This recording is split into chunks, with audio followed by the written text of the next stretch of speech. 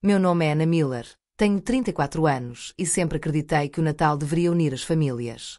Durante anos, investi todo o meu salário na casa dos meus pais, pagando a hipoteca, os carros e a luz, mesmo eles tratando minha irmã Jéssica como uma criança de ouro e me ignorando. Eu dizia a mim mesma que, se continuasse dando um presente de Natal, eles finalmente me reconheceriam, mas no jantar de Natal do ano passado, em vez de gratidão, me disseram que eu não era da família, me acusaram de ciúmes e me deparei com rostos que haviam se tornado frios. O que você faria se as mesmas pessoas pelas quais você sacrificou tudo te expulsassem na véspera de Natal? Continue comigo, porque o que se seguiu abalou a casa inteira, e você não vai acreditar na rapidez com que a história mudou. Deixe-me levá-lo de volta para onde tudo começou. Cresci em um bairro tranquilo na zona leste de Lansing, Michigan, em uma casa que sempre pareceu menor do que parecia da rua.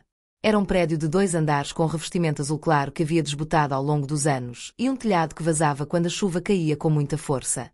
No quintal, havia um balanço inclinado para o lado após anos de exposição aos elementos. A corrente rangia quando o vento soprava por aquela casa, onde eu carregava todas as lembranças da minha infância, tanto as boas quanto aquelas que moldaram a amargura que carregaria para a vida adulta. Meu pai, Robert, trabalhou por quase 2 décadas como supervisor de turno na fábrica de automóveis local. Ele usava seu uniforme azul escuro como um distintivo de honra, e ainda me lembro do forte cheiro de óleo e aço que o impregnava quando chegava em casa tarde da noite. Suas mãos eram marcadas por cicatrizes e calosidades, um testemunho de seu trabalho árduo, e ele andava com o orgulho que acompanha um emprego estável. Minha mãe, Linda, trabalhava meio período como recepcionista em um consultório odontológico. Seu trabalho não era glamouroso, e ela nunca fingiu gostar, mas aparecia todas as manhãs porque seu salário cobria as compras do mercado. Ela chegava em casa com os olhos turvos, calçava os chinelos e começava a preparar o jantar como se o cansaço fizesse parte da sua rotina. Em 2010, o equilíbrio da nossa família mudou da noite para o dia. A fábrica reduziu o tamanho da empresa e meu pai, apesar dos muitos anos de serviço, foi demitido. Eu estava na faculdade na época, mas voltei para casa no fim de semana quando ele recebeu a notícia. O silêncio na sala era tão opressivo que era sufocante. Meu pai estava sentado na poltrona, olhando para a televisão sem som, o controle remoto escorregando da mão e os ombros caídos como eu nunca tinha visto antes. Mamãe tentou esticar seu salário, mas não importava o quão cuidadosamente ela planejasse, envelopes de lembretes empilhavam-se no balcão, à noite seus argumentos sussurrados penetravam as paredes. Pela primeira vez eu entendi o que significa quando um lar parece instável. Mesmo antes daquele dia eu sabia exatamente onde eu estava na minha família. Eu era a primogênita, a confiável, a filha que nunca causava problemas. Eu seguia as regras, estudava muito e permanecia calma. Minha irmã mais nova. Jéssica era 6 anos mais nova que eu e ela era a estrela brilhante aos olhos deles. Se ela conseguisse com o mínimo necessário, ela era celebrada como uma campeã. Eu me lembro do Natal em particular. Jéssica tinha acabado de terminar o ano letivo com uma média de C, nada de especial. Mas debaixo da árvore havia uma bicicleta rosa novinha em folha com uma cesta de vime e fitas brilhantes no guidão. Mamãe bateu palmas de alegria enquanto Jéssica gritava enquanto agarrava o quadro. E papai se ajoelhou para ajustar as rodinhas de apoio, seu rosto radiante de orgulho. Eu fiquei parada, segurando meu boletim cheio de esperando que alguém notasse. Papai olhou para mim, deu-me um tapinha rápido no ombro e murmurou: "Continua assim, pequena", antes de se virar para minha irmã. Foi nesse momento que aprendi que um bom desempenho nunca seria suficiente para me tornar especial aos olhos dela. Não foi só naquele feriado. Jéssica sempre ganhava mais. Ela ficava com o quarto maior, mesmo sendo mais nova. Ela usava roupas novas, enquanto as minhas vinham de primos ou da caixa de pechinchas de todos os eventos da escola. A voz do papai ecoava nas arquibancadas sempre que o nome de Jéssica era chamado, mesmo que fosse para uma medalha de participação. Quando eu atravessava o palco para receber um prémio acadêmico, seus aplausos eram educados, quase inexistentes. Certa tarde, quando eu tinha uns 10 anos, Jéssica entrou correndo pela porta com uma folha de exercícios de matemática com nota 60%. Mamãe olhou para ela, beijou sua testa e disse que ela tinha se esforçado ao máximo. Então, ela anunciou que deveríamos sair para tomar sorvete para comemorar. Naquela mesma semana, eu fiquei em primeiro lugar no concurso regional de soletração, mas a medalha ficou dobrada na minha mochila. Ninguém perguntou sobre isso, então não disse nada naquela noite. Fiquei acordado, olhando languidamente para o ventilador de teto acima de mim, me perguntando por que o meu melhor nunca parecia ser suficiente.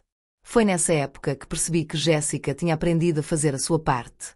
Ela agia como se merecesse aplausos automaticamente.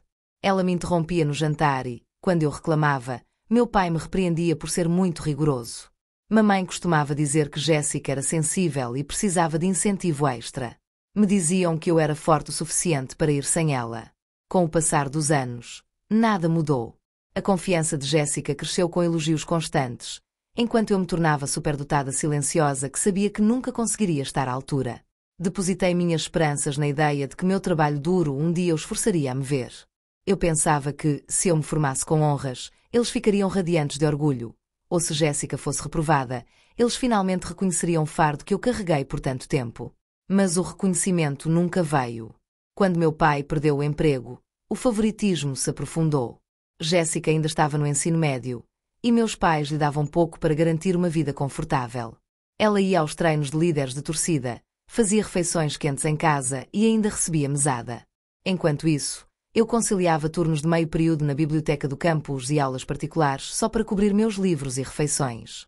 Eu dizia a mim mesma que eles estavam dando o melhor de si, mas, no fundo, eu sabia a verdade. O melhor dela sempre foi reservado para Jéssica. Olhando para trás, consigo ver como esse desequilíbrio moldou tudo em mim. Não foi apenas uma fase ou um momento difícil. Foi a base da nossa família. Eu era a filha confiável que sempre dava um jeito nas coisas. Jéssica era a estrela frágil que precisava de apoio constante.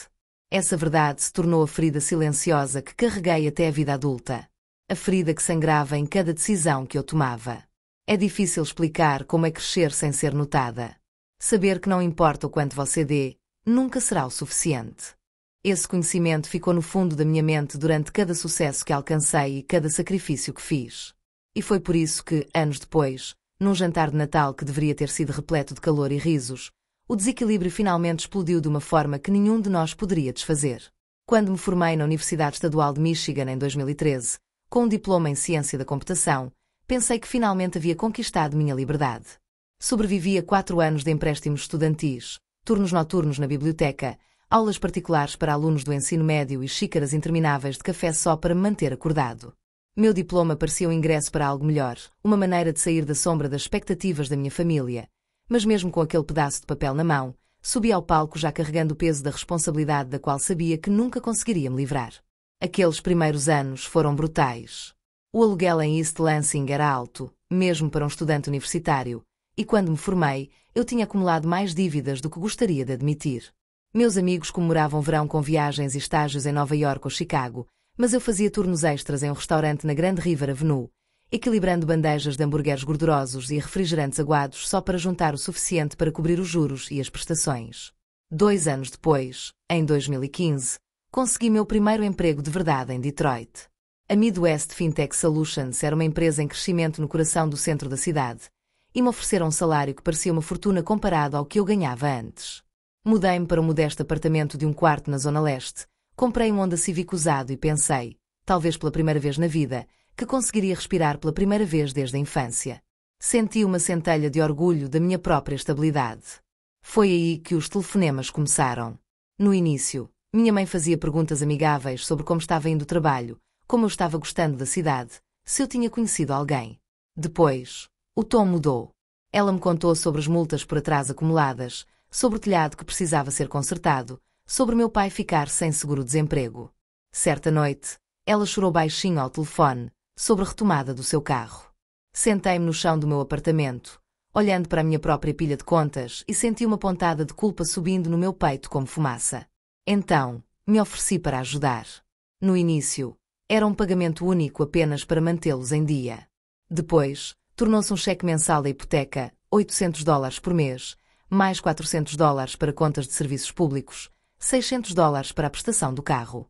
De repente, eu estava pagando por quase todas as despesas principais que eles tinham. E quando levei em conta as coisas menores, o plano de celular da família, a conta de internet, até mesmo os serviços de streaming, isso totalizava quase $30.000 por ano. 8 anos depois, esse número somaria quase $250.000. Dinheiro que poderia ter ido para as minhas próprias economias de aposentadoria ou para a entrada de uma casa. Dinheiro que me permitiria respirar, mas em vez disso desapareceu no buraco negro da casa dos meus pais. Eles desapareceram quase sem um agradecimento. Jéssica, por sua vez, teve uma vida completamente diferente depois do ensino médio. Ela queria tentar uma faculdade de culinária e, de alguma forma, Meus pais conseguiram juntar o dinheiro. Quando isso não deu certo, eles financiaram o sonho dela de abrir uma cafeteria, que durou 6 meses até ela perder o interesse. Depois, surgiu a boutique online, Crypto Investment Group, e, finalmente, o plano de lançar um aplicativo de bem-estar. Em todas as ocasiões, ela chamou isso de sua grande chance.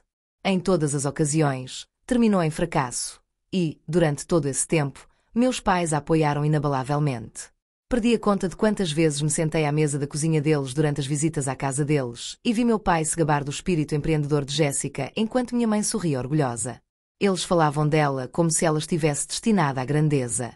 Enquanto eu estava sentada em silêncio, a filha cujos salários regulares mantinham as luzes acesas quando mencionei o stress de carregar a minha vida e a dela, papai assinou adeus família ajudando família. Ele diria. Mas nunca pareceu que a família estava-me ajudando. Uma noite em 2017 se destaca mais do que as outras. Eu tinha acabado de voltar de uma semana brutal no trabalho. 2 envelopes de dinheiro, um para a hipoteca e um para o carro. Jéssica entrou apressada pela porta vestindo uma jaqueta de cor nova. Ela beijou a mamãe na bochecha e anunciou que estava pensando em começar um podcast e que poderia precisar de algum capital inicial. Mamãe bateu palmas, como se fosse a ideia mais brilhante que ela já tinha ouvido. Papai pegou sua carteira para dar a ela o dinheiro da gasolina. Ninguém perguntou como meu projeto estava indo. Ninguém percebeu que eu tinha trazido as compras. Esse era o ritmo dos meus 20 anos. Longos trajetos, noites tardias em um apartamento modesto enquanto investia milhares em uma casa em que eu não morava mais. Troquei férias por um reparo de emergência do aquecedor deles. Adiei a compra de um carro confiável para que eles pudessem substituir o deles. Todo o aumento que eu merecia desapareceu antes que eu pudesse aproveitá-lo. Lembro-me de estar sentada no meu apartamento com minha melhor amiga Lauren, com taças de vinho barato. Ela estava inclinada sobre a mesa, o olhar penetrante. Você percebe que eles estão se aproveitando de você, certo? Eu ri disso no começo. Eles são meus pais. Eu disse a ela. O que eu faço? Deixá-los perder a casa. Ela balançou a cabeça. Há uma diferença entre ajudar e ser um caixa eletrónico com pernas. Eu queria discutir, mas suas palavras foram absorvidas. A verdade era difícil de suportar. Toda vez que eu enviava dinheiro, eu dizia a mim mesma que era apenas temporário, que as coisas iriam melhorar, mas nunca melhoraram. Meus pais se conformaram com o acordo. Jéssica passou a ter direito a ele e eu me tornei a provedora silenciosa, a confiável, a filha em quem sempre se podia confiar para compensar seus erros. Às vezes, eu olhava meus extratos bancários e me sentia mal. 30 mil por ano perdidos, ano após ano. Férias canceladas. Nunca comprei uma casa. Relacionamentos tensos porque eu estava sempre muito cansada e sem dinheiro para investir em qualquer coisa minha. Eu dizia a mim mesma que era um dever familiar, mas o ressentimento aumentava cada ano. Eu tinha 28 anos quando percebi que não tinha vivido um ano da vida adulta sem pagar as contas deles. Quando completei 32, eu tinha dado a eles mais dinheiro do que havia economizado. E ainda assim, não importava o quanto eu desse, Jéssica continuava sendo a estrela. Mamãe a chamava de ambiciosa. Papai a chamava de visionária. Nunca me chamaram de nada. A palavra se formou na minha mente, áspera e amarga. Eu não era uma filha, eu era um caixa eletrónico ambulante, e o pior era que era o meu papel, gravado em pedra desde a infância. Mesmo agora, quando penso naqueles anos, sinto a dor da exaustão, as longas viagens de carro, os telefonemas silenciosos, engolindo minha frustração até que ela congelasse no silêncio. Eu dizia a mim mesma que era apenas dinheiro, que o amor valia o sacrifício, mas a verdade estava escrita em cada férias canceladas, cada noite sem dormir, cada conta poupança vazia. Eu era sua rede de segurança, seu plano B tácito, e Jéssica era seu sonho. Esse desequilíbrio, que começou na infância, só se aprofundou com o tempo, lentamente, passo a passo, me levando para mais perto do ponto de ruptura que eu nunca previ. Lauren foi quem viu isso com mais clareza. Ela era minha melhor amiga desde a faculdade. Aquela que sentava à minha frente em noites intermináveis na cafeteria do campus. Nós duas sobrevivíamos de mofins velhos e cafeína. Quando chegamos aos 30 anos, ela já tinha construído uma vida tranquila como professora de inglês no ensino médio em ANN Arbor, e eu comecei a ir até a casa dela 1 ou 2 vezes por mês. Abríamos uma garrafa de vinho em seu pequeno apartamento, nos enrolávamos no sofá e conversávamos até meia-noite em uma dessas noites. Depois que reclamei de mais uma conta inesperada que meus pais me deram, ela pousou o copo com força na mesa. Seus olhos escuros estavam firmes de um jeito que me deixou desconfortável. Você percebe que eles estão se aproveitando de você, né? Ri nervosamente, girando o vinho na minha taça.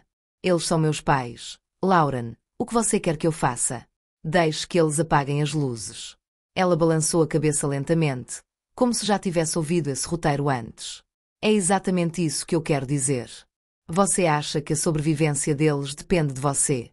Isso não é verdade. Você é quem mantém tudo sob controle enquanto eles continuam a tratá-la como um plano B confiável.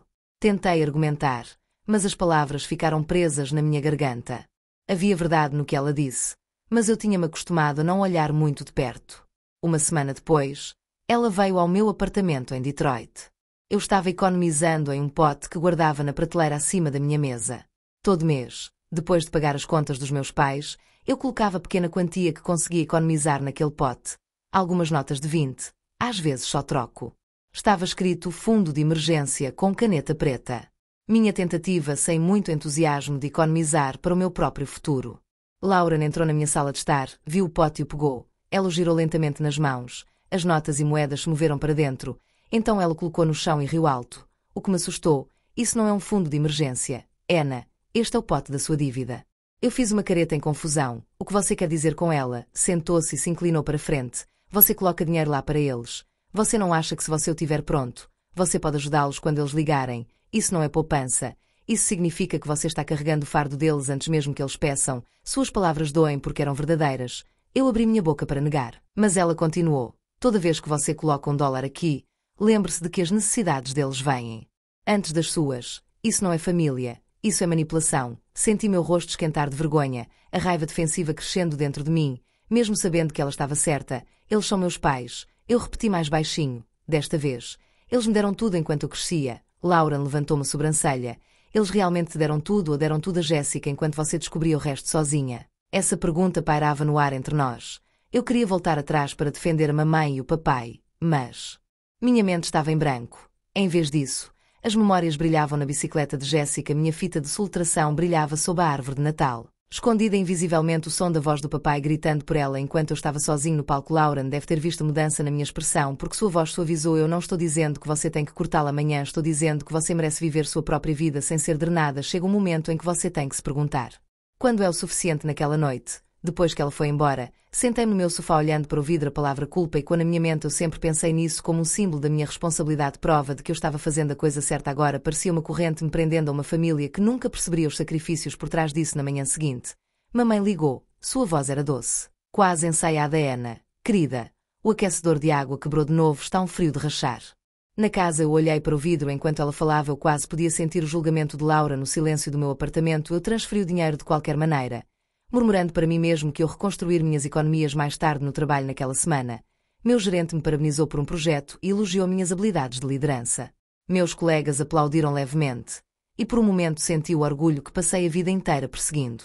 Então meu telefone vibrou com uma mensagem de Jéssica. Acabei de comprar uma jaqueta de couro nova. Você não vai acreditar na pechincha que encontrei. Eu sabia, sem perguntar, que mamãe ou papai pagaram por ela. O orgulho que senti instantaneamente se dissolveu em algo amargo. Lauren me convidou para voltar no fim de semana seguinte.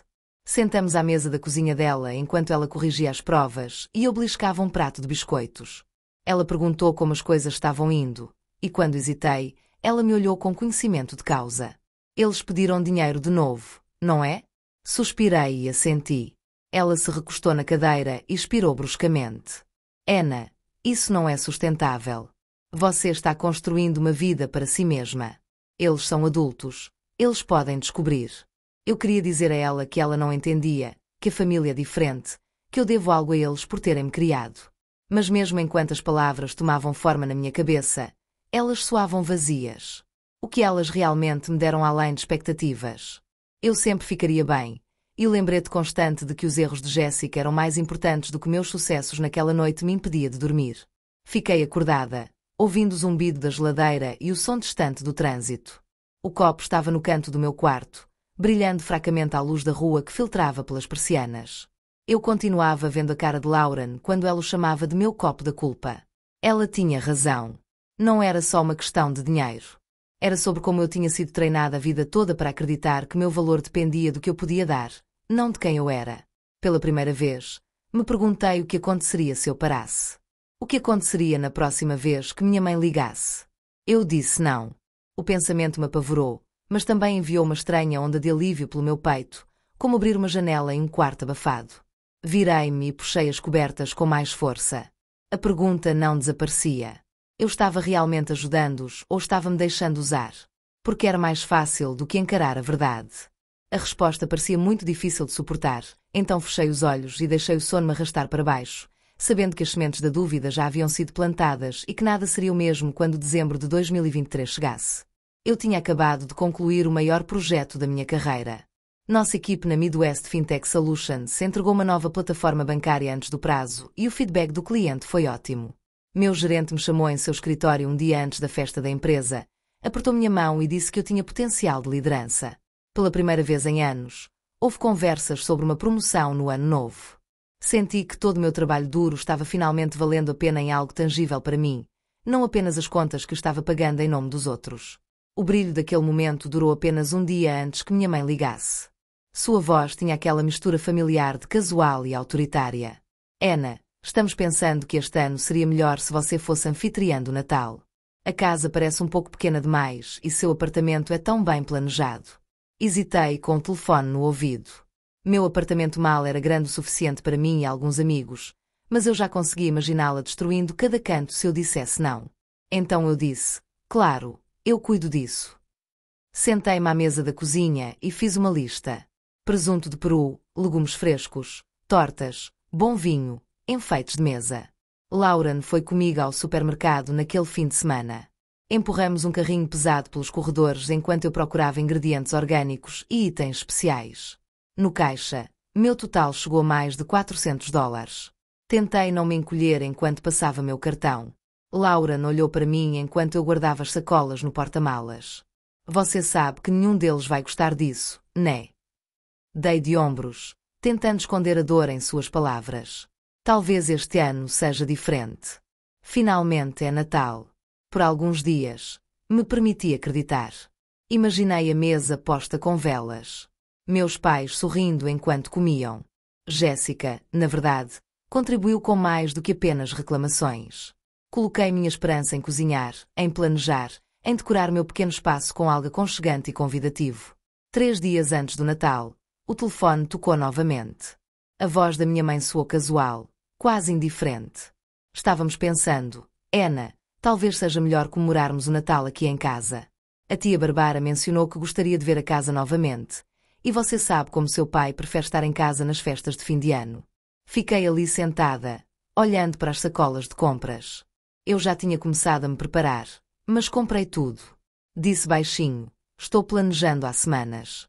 A resposta da minha mãe foi simplesmente, traga tudo aqui, vai ser mais aconchegante de qualquer maneira. Depois que desligamos, sentei-me no balcão da cozinha em silêncio. 400 dias de planejamento, todos jogados fora de uma vez.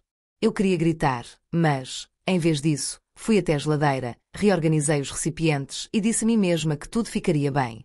Eu carregaria qualquer coisa eu faria no escritório naquela semana. Meu gerente parou na minha mesa e perguntou se eu estava planejando ir à festa de Natal. Eu disse que sim, mas internamente estava dividido. Eu queria ir comemorar com a minha equipe, para me exibir para os executivos que poderiam estar decidindo meu futuro. Enquanto ao mesmo tempo eu já estava me afogando em listas para o jantar de Natal quando chegou a hora, fiquei até tarde na cozinha em vez de preparar acompanhamentos para o transporte. Laura me ligou naquela noite. Ela podia ouvir a exaustão na minha voz enquanto eu contava a ela sobre a mudança de planos da mamãe Ana.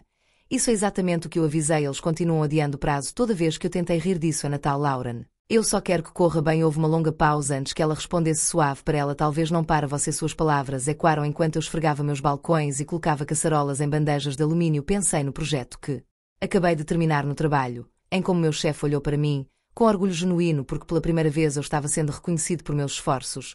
Mais uma vez eu estava dando tudo de mim em um feriado. Isso nunca me renderia mais do que um dar de ombros. Mesmo assim, ao nascer do sol na véspera de Natal, carreguei meu carro com caixas, sacolas e tigelas. Guardei as garrafas de vinho no porta-malas, cobri cuidadosamente os bolos com papel alumínio e dirigi em direção a Lansing, com suaves canções de Natal tocando no rádio. As estradas estavam escorregadias de neve derretida, e eu agarrava o volante com força, ensaiando mentalmente como manteria a paciência, independentemente do que fosse dito. Quando estacionei na entrada da garagem dos meus pais, a casa parecia a mesma de sempre, um pouco desgastada, mas decorada com luzes coloridas que piscavam erraticamente. A velha caminhonete do meu pai estava estacionada na entrada, o para-brisa brilhando com a luz da árvore de Natal. Carreguei a primeira carga de sacolas escada acima, com os braços doendo, e bati o cotovelo neles. Meu pai abriu a porta depois de um longo momento, deu uma olhada nas sacolas e disse: "Vocês estão bloqueando a entrada. A Jéssica tem que estacionar lá quando chegar."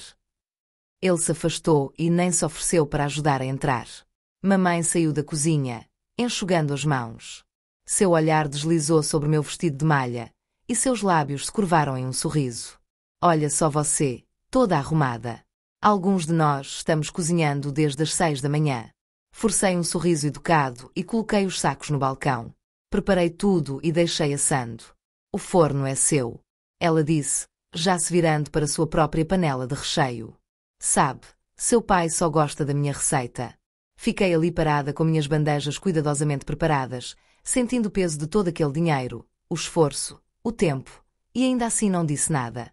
Lavei as mãos com o avental em volta da cabeça e comecei a arrumar a louça. Porque, apesar dos avisos de Lauren, apesar da voz na minha cabeça me dizendo que eu estava repetindo o mesmo ciclo, eu ainda queria acreditar que, se eu me esforçasse o suficiente, este Natal poderia ser diferente. Essa esperança, por mais frágil que fosse, me sustentou pelo resto da noite. Cozinhei, sorri, ignorei os pequenos comentários e, no fundo, disse a mim mesma que talvez, só talvez, minha família finalmente me veria na manhã seguinte se eu me esforçasse o suficiente. Voltei para Lansing com o porta-malas ainda cheio de bandejas e sacolas. A neve cobria a rodovia e o ar tinha aquele cheiro forte de dezembro que sempre me deixava nostálgica e inquieta ao mesmo tempo. Quando virei na rua dos meus pais, parecia que todas as casas estavam cheias de decorações alegres.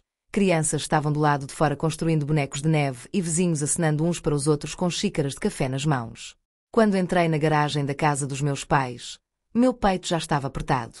Estacionei no mesmo lugar de sempre, bem ao lado da garagem. Meu carro era apenas um sedã médio que comprei depois de anos destruindo o velho carro da faculdade, mas para mim era uma conquista. Papai saiu pela porta da frente enquanto eu descarregava as primeiras sacolas. Seu olhar deslizou sobre o carro e depois voltou para mim. "Ele parece muito elegante para alguém da sua idade", murmurou. Agarrei a sacola de compras com mais força e forcei um sorriso. "Ele é simplesmente confiável, pai." Eu precisava de algo seguro para a viagem até Detroit. Ele deu de ombros e voltou para dentro sem dizer mais nada. Arrastei mais 3 sacolas para a varanda, com os braços doendo de tanto peso. Ninguém me ofereceu ajuda. Mamãe apareceu na porta, bem na hora em que eu estava colocando a comida na cozinha. Ela me olhou de cima a baixo, os lábios se curvando em um sorriso fraco que não alcançava seus olhos. Toda arrumada, ela disse que algumas de nós estávamos ocupadas desde o amanhecer e não tínhamos tempo para isso. Ela acenou vagamente com a mão na direção do meu cabelo e do meu vestido de suéter bordo simples. Eu tinha feito compras especificamente para as festas de fim de ano. Engoli a dor e disse despreocupadamente que achava que seria legal ter um visual festivo. Ela já estava-se voltando para o fogão, mexendo uma panela de recheio. O cheiro enchia a cozinha, mas em vez de calor havia um ar de território, como se ela estivesse me lembrando que aquele era o seu domínio. Coloquei as tortas no balcão, tomando cuidado para não dar muito espaço a ela, e perguntei se ela precisava de alguma coisa. Ela balançou a cabeça dizendo: "Mas não tempere demais as batatas. Você sabe que seu pai só gosta das minhas." As palavras eram picantes, mas familiares. Coloquei as garrafas de vinho na mesa e desembrulhei os rótulos. Ela não me agradeceu nenhuma vez pelas compras ou pelas horas que eu já havia gasto preparando os pratos. Papai passou pela cozinha em algum momento e pegou uma cerveja na geladeira. Ele olhou para as bandejas empilhadas ordenadamente no balcão e depois para mim. "Você gastou muito, não é? Você provavelmente deveria economizar em vez de gastar dinheiro com comida." Antes que eu pudesse responder, ele abriu a tampa e entrou na sala de estar, o peso de suas rejeições repousando sobre mim enquanto eu tentava me manter ocupada. A mesa com a toalha que eu havia trazido e pequenos galhos de pinheiro dobrados ao lado dos guardanapos para torná-la especial. Quando eu dei um passo para trás para admirá-la, eu queria que eles vissem o esforço. Em vez disso, mamãe se inclinou da cozinha e disse que talvez no próximo ano eu fique com os simples guardanapos. Isso parece um pouco demais. Eu mordi minha língua. O quarto parecia mais frio do que a neve lá fora. Minhas mãos tremiam enquanto eu endireitava os pratos, não porque eles precisassem de conserto, mas porque eu precisava de algo para fazer. A TV estava berrando na sala de estar. O som de um jogo de futebol preencheu o silêncio que havia se formado entre nós. Papai chamou a tela uma vez, sua voz mais alta do que tinha sido para mim amanhã.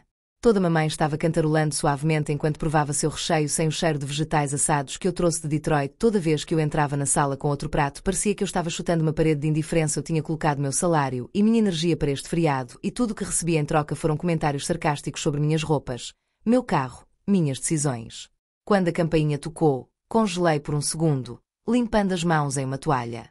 O som de cumprimentos alegres encheu o corredor quando tia Barbara e tio George com sua filha Natalie entraram.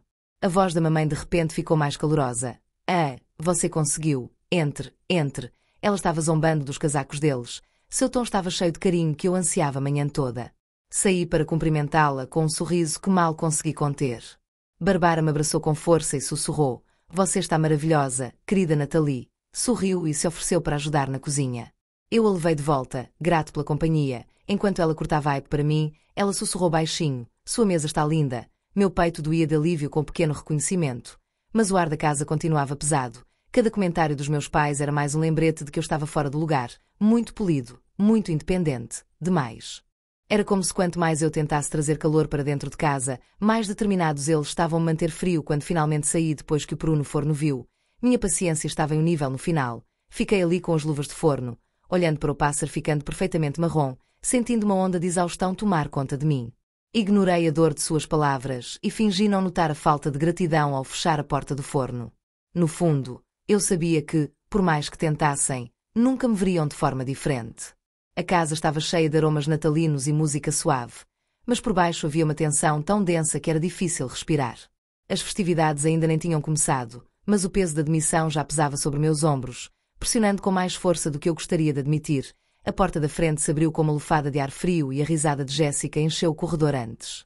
Eu até a vi chegar quase uma hora atrasada, as botas batendo nos azulejos como se ela tivesse esperado a noite toda que o pai pulasse da cadeira, o rosto dele se iluminando de uma forma que eu não tinha visto o dia inteiro ali. Ela é a única estrela do show. Minha mãe correu atrás dele e abraçou Jéssica com tanta força que quase parecia desesperada. Jéssica tirou o casaco e jogou o cabelo brilhante por cima do ombro. Tive que passar na casa de um amigo para conversar com meu pai sobre minha nova ideia de negócio. Eu sorri como se ela tivesse acabado de descobrir um bilhete de loteria premiado. Fiquei na porta da cozinha, enxugando as mãos em uma toalha para aliviar a sensação de queimação que subia em meu peito. A maneira como eles brilharam ao chegar contrastou fortemente com o silêncio que me atingiu naquela manhã. Jéssica deixou cair a bolsa sobre a mesa e recostou-se a uma cadeira com as pernas cruzadas. Então eu estava trabalhando em algo grande. Um aplicativo de fitness. Isso revolucionará o treinamento em casa. Papai se inclinou para frente e acenou com a cabeça como se ela estivesse revelando uma obra-prima. Conte-nos mais, querida. Os olhos da Jéssica brilharam. Eu projetei todo o conceito. São necessários apenas $40.000 em financiamento para construir o protótipo e iniciar o marketing. Mas assim que começar, será enorme. As pessoas estão procurando desesperadamente por soluções de fitness em casa. Mamãe cruzou as mãos e olhou para ela como se ela fosse uma visionária. Isso parece incrível. Jess, você sempre tem ideias como essa.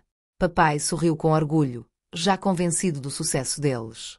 Escutei em silêncio por um momento, meu pulso acelerando. Depois perguntei o que o torna diferente das centenas de aplicativos já existentes no mercado, certo? Você listou os desenvolvedores. Você pesquisou a taxa de erro, hein? O sorriso de Jéssica desta indústria vacilou. Ela acenou com a mão com desdém. Não estou preocupado com a concorrência. O meu terá uma perspectiva única. Você não entenderia. Ana. Respirei lentamente. Na verdade, trabalho com tecnologia. Sei que os investidores acham que é preciso mais do que apenas uma ideia para que eu possa concretizá-la. Mamãe interrompe bruscamente. Não estrago Natal. Ana deixou sua irmã compartilhar o sonho dela sem todas as críticas. A sala ficou em silêncio por um momento. O zumbido da geladeira encheu a sala. Olhei para Jéssica, que sorriu e recostou-se na cadeira. Você sabe qual é o seu problema, Ana. Você é tão chata, sempre segura, sempre presa no seu mundinho de cubículo. Alguns de nós realmente corremos riscos. Suas palavras atingiram com mais força do que eu esperava. Pensei nas noites em que fiquei acordado até as 2 da manhã, sacrificando fins de semana para financiar projetos, no dinheiro que investi na manutenção da casa de nossa infância. Queria lembrá-la de todas as vezes em que seus supostos riscos terminaram em desastre. Eu não consegui me conter, Jess. Quantas vezes você pediu dinheiro emprestado e nunca pagou? Quantos projetos você começou apenas para abandoná-los quando as coisas ficaram difíceis? O rosto de Jéssica ficou vermelho, seus olhos se estreitaram. Isso é diferente. Pelo menos estou tentando fazer algo grande com a minha vida. Você está com ciúmes. A voz do papai surgiu do outro lado da sala. Anna, não despreze sua irmã esta noite. É sobre família, família. As palavras doem como um soco. Jéssica riu de novo, já tecendo seu sonho, como se minhas perguntas nunca tivessem sido feitas. O zumbido encorajador da mamãe e a voz estrondosa do papai ecoaram pelo ar, enchendo a sala com a confiança inabalável que depositavam nela. Nathalie entrou silenciosamente para me ajudar a arrumar a mesa sobre influenciadores e patrocínio. Era cada palavra outro lembrete da distância entre nós. Como ela poderia falhar uma dúzia de vezes e ainda ser elogiada por sonhar enquanto estava sendo demitido por construir algo real? Enquanto acendia as velas, a atmosfera havia mudado completamente para mamãe e papai. O feriado havia realmente começado quando Jéssica veio-me buscar. O ar estava mais pesado do que nunca, preenchido com a ponta afiada da demissão e a dor familiar. Sendo estranha a minha própria família, a mesa estava finalmente postos. Todos os pratos fumegavam e os talheres brilhavam sob a mesa. À luz das velas, levei a última bandeja de legumes assados para a sala de jantar e coloquei-a à sobremesa. Minhas mãos tremiam levemente por causa do peso. Todos se sentaram, papai na cabeceira da mesa, Jéssica bem ao lado dele e mamãe na frente dela. Percebi o posicionamento imediatamente. Fiquei do outro lado, imprensado entre tia Bárbara e Nathalie, como se o trabalho que fiz naquela noite não fosse motivo suficiente para me tornar o centro das atenções. Papai pigarreou e a sala ficou em silêncio, exceto pelo crepitar da lareira. Ele abaixou a cabeça e todos nós o seguimos. Senhor, agradecemos por esta refeição, por nos reunir neste Natal, e pela bênção de ter Jéssica à nossa casa. Sua voz era forte e atenciosa.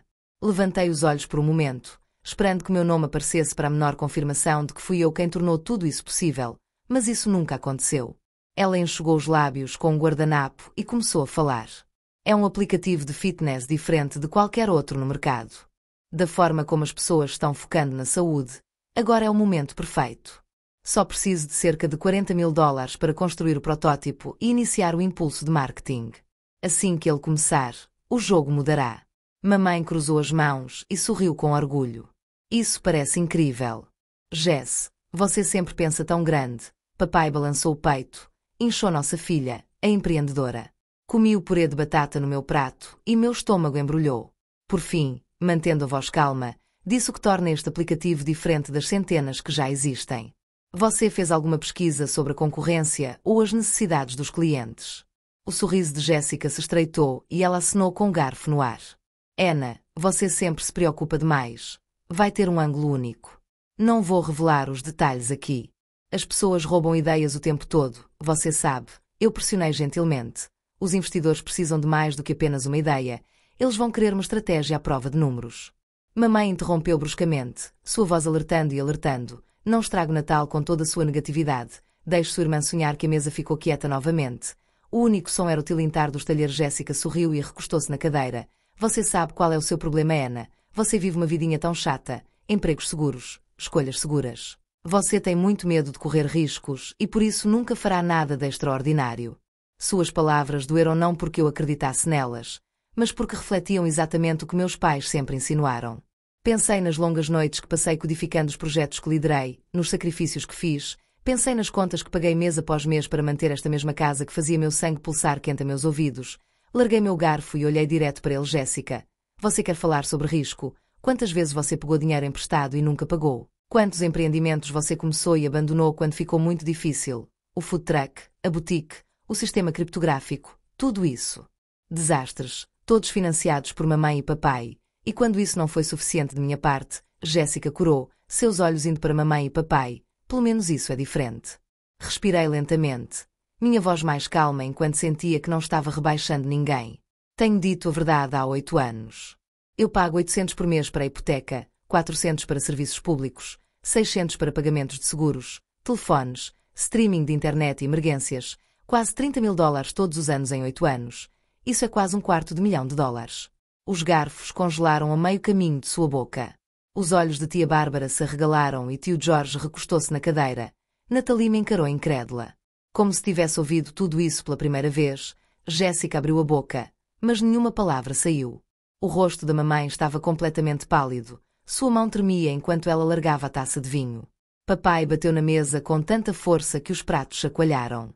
Você acha que pagar contas faz família, certo? Família é uma questão de lealdade, não de dinheiro, saia.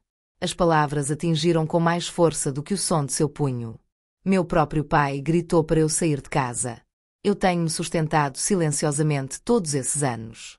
Engoli em seco ao sentir a sala girar, mamãe se aproximando, sua voz aguda, mas baixa e dirigida apenas a mim. Você só está com ciúmes da sua irmã. Sempre teve. Essa era a faca que ficava cada vez mais profunda depois de todas as noites sem dormir, férias perdidas e sacrifícios financeiros, e foi assim que ela me definiu como ciumento. Lentamente empurrei minha cadeira para trás, as pernas raspando no chão, minhas mãos agora firmes, embora meu peito queimasse sob o peso de cada palavra não dita. Bem, se é assim que você se sente, então faça apagar os 80.600 suspiros que surgiram na mesa. O rosto de Jéssica ficou escarlate.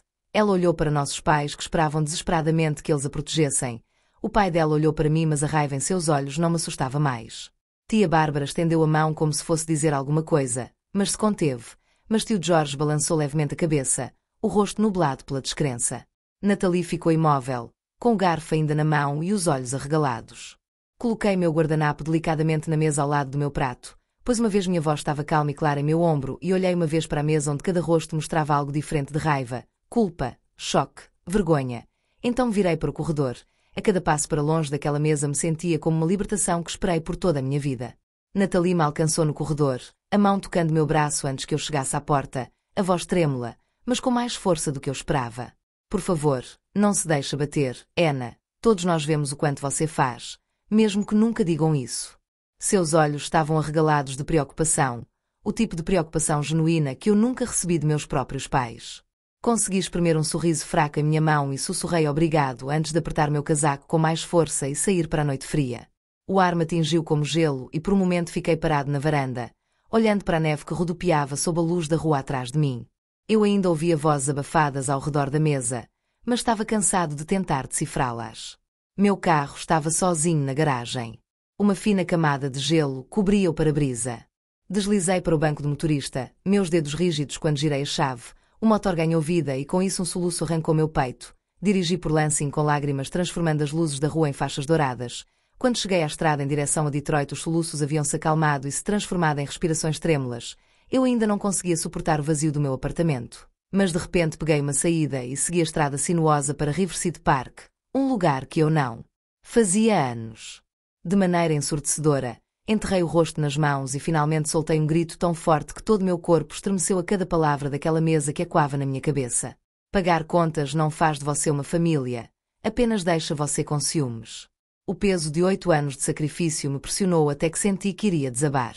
Uma batida suave na minha janela me assustou. Era Lauren, o rosto pálido de frio, mas cheio de determinação. Destranquei a porta e, sem dizer uma palavra, ela deslizou para o banco do passageiro e passou os braços em volta de mim. Não sei exatamente o que aconteceu, mas eu sei que você acabou. Ela murmurou. Você não pode mais deixá-la sangrar. Você está seco. Enxuguei os olhos e contei tudo a ela. A oração que nunca me mencionou, o aplicativo, o desabafo quando papai gritou para eu ir embora. Laura não ouviu sem interromper, sua mão firmemente em meu braço. Quando terminei, ela expirou lentamente. Ana, você tem que consertar isso agora. A segunda veio do papai. Seu tom é frio e cortante. Qualquer jogo que você esteja jogando termina hoje. Você tem até meio-dia para restaurar as contas, ou entrarei em contato com nosso advogado. Isto é abuso de idosos, Ana, e é contra a lei. Em seguida, a voz de Jéssica era estridente e raivosa. Você estragou o Natal. Você ao menos percebe o que fez. Era para eu ter uma reunião importante hoje, e agora não posso nem sair de casa porque o carro sumiu. Eles são patéticos. Ana, resolva isso ou não se preocupe em se chamar de minha irmã esta manhã, ele está no hospital. Agora o stress que você causou empurrou para o limite. Se alguma coisa acontecer com ele é por sua conta. Por favor, Ana, me ligue de volta. Meu estômago afunda. A culpa me inunda em um instante. Sentei-me congelado na beira da cama, o telefone agarrado ao meu peito. Eu realmente tinha causado um ataque cardíaco. Meu pai estava deitado em uma cama de hospital porque eu finalmente estava por mim mesmo. Me levantei antes que o pânico me engolisse inteiro. Outro soou uma notificação, uma mensagem de Nathalie. Não acredito no que estão dizendo. Não há ninguém no hospital. Eles estão a casa com a polícia. Tio Robert, parece boa. Só estou com raiva. Exalei trêmulo e continuei, desta vez para outra mensagem de voz. A voz do meu pai explodiu de raiva novamente. Você acha que pode nos humilhar?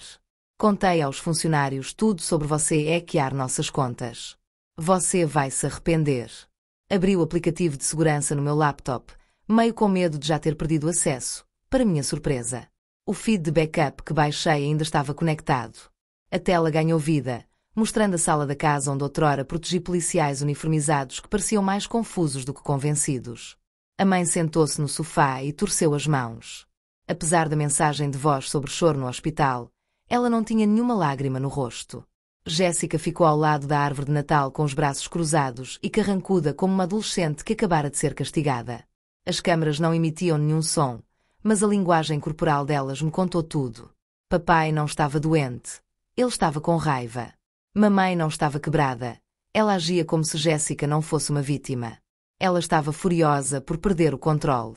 A mentira foi exposta antes mesmo de criar raízes, quando outra mensagem de texto de Nathalie chegou. A polícia irá embora em breve. Disseram aos seus pais que isto era um assunto civil. Todos estão chateados, mas, honestamente, pareciam envergonhados quando os policiais não ficaram do lado deles.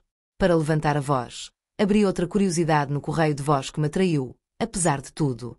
Isso veio novamente da mãe. Sua voz estava mais baixa desta vez, quase implorando a Ana. Por favor, a companhia hipotecária ligou. Disseram que o pagamento foi cancelado. O que devemos fazer? Não cabia a mim lidar com as mentiras, as ameaças e o drama. Eles poderiam ficar com tudo. Voltei para o laptop. O feed congelado ainda mostrava a sala escura. As luzes da árvore de Natal estavam apagadas. A casa estava envolta em sombras. Era mais do que um desligamento técnico. Era um símbolo de que eles tinham controle sobre mim, a antecipação. A culpa havia-se apagado tão de repente quanto aquelas luzes. A tempestade havia chegado exatamente como eu esperava. Mas pela primeira vez fiquei do lado de fora e observei em vez de me afogando. E enquanto a neve caía silenciosamente do lado de fora da minha janela, percebi que suas mentiras não poderiam mais me prender. Eles haviam perdido o poder de me manter no escuro. E quando pela minha caixa postal novamente naquela tarde, mais forte do que nunca. Belt, das Bereits MIT Meinen Cousinger e Gesprochanat, der no Alto War, UND das, foi CTH Jetanat, als Finanziell Missbrauchs Angeisen werden Kont. Schwor, das Papier aus Viertig zu Urden UND das CTHS Broyen Urd, IHN Vorden Nachbarn Gedmut zu haben Siaten Florierend Boutique, Waren die CTH aller Stil auf Frauntgeren Turtet Beinzueiten Klingeln, Sein Steam Warfors, aber nicht não secundário. Et Lange Gesogert. Era Lucia St. ICTH Balzer Klart, von Danger Langen Zalungen über die Stichexplosion bis zu den Drohungen meines Vaters, als ICTH Fertiguar. Erst Stil UND Dan Einlachen. Anna, den Vater Bleft. Gibt kein Gesetz in Michigan oder Anderu, das von einer Erwachsenen Kind verlangt, sein Eltern finanziell zu unterstützen. Die was freiwillig jetten, wenn ich etwas, das unter diesen Bedingungen forteste, weil aus Beutungen Erseits aus Kont, nicht von den Erseit, Daniel TR in UND die continuaren in den Namen richtig, al, ICTG Abgentwort, Danatas Diuget Gesetzlich Recht, Sisus Kliesen. Ende der Geschichte. Der Leistrung über Kamises Kanal, das mein Knai Wise Urden. Dank. Gary. ICTH Flustert UND Meite Esmer, als ICTH Erwarteaten Zen. Es tut mir leid, Satz, aber du solltest wissen, dass du nicht der Restige bist des Hitzen, das es sind. ICTH stelt mir die Streifenwagen in der Einfahrt vor, die blinkenden Lichter, die Jegen die Auser auf der Straße pralten, Nachbarn, die Intervorangen Ervorspaten, Flastern, die Schischformt, not bevor die Bimten überhaupt wegfahren waren, die Millers, die Stolz Familie, morrem o nastes morgens Torturd. Onkel George Warals nastes Telefon. Diu ast jetten, foi diu tun mestest, Ena. WL Aluisen, WEVL diu jetrajanast. Erli Gesagt bin ICTH Berrast, das SSO Lange Gedart HT. Der Oberrechensten Ruf kan Speiter Meiband von Tant Dien, der Alteren Schwester Meinar Murter die Stimbrak, als Sisbrak. ICTH Tskon Vorjaren et Ushagen Solen. ICTH Sa, YC Jessica Bevorzekten, YC Sisauf die Stutzten, Abergedes Mal, UN ICTH Versust, Ursprache zu Braun, Schuieg den Mutter Foreina Momento. Die Menschen haben es verdient, die Wahrheit zu erfahren. Ena, die Wast dies Familie über Wasser galten, waren Jessica sie austrank. Ihr Wort trafen ein Blitz der Klarheit. Nicht nur ICTH Ust, das andere es auch Gesanaten. Emnastanteg Gingam Barbar UND George Zum aos Meinar Eltern, UND Nataliers Altmir Speiter, Was Passiert War, MIT Demsim Alzheimer Sassamama UND Papa, Da Left War Voller Verlejaneid Barbara Sact Energies, Da Simijar Furjar da Baibel Bastetab, YCTH Benjmitel Mitbrat, Da Cessiasus Zinat, WICH Urlaub Jep Fartat, UND Das Dian Se Unterstut UND Sidara Erinert, Das Jessica Sisinlauf der Jart Ausend Gelian UND Nienen Sent, Zurutut Natut Zarnatut. Jéssica versus Zumerstrian, Aber George Unterbrack Si, Geder Weiss, Jess.